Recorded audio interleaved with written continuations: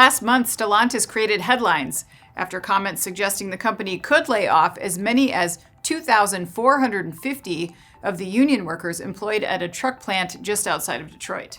The automaker warned that these measures would hit the Stellantis Warren truck plant, a Michigan factory that's been producing an older version of the tradesman pickup that's been replaced with a redesign.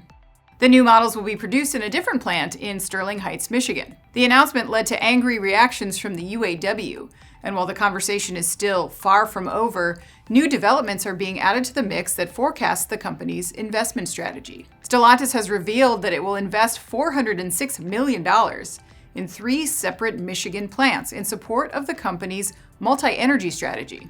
The majority of the money, more than $235 million, is earmarked for Sterling Heights, where Stellantis plans to house operations for the company's first U.S.-made full EV. Reports add that the Warren truck assembly plant will net nearly $100 million for retooling, with plans to add an electrified Jeep Wagoneer.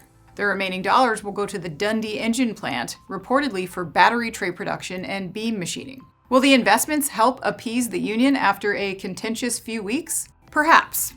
At the time the layoffs were suggested, UAW President Shawn Fain called on Stellantis to step up, saying, "It's time for Stellantis to invest in us." The AP called the automaker's move a step toward meeting some commitments that it agreed to after a 6-week strike led to ratified contracts last fall. According to the contract, which runs through 2028, the company pledged to invest $1.4 billion overall at Sterling Heights. I'm Anna Wells, and this is Manufacturing Now.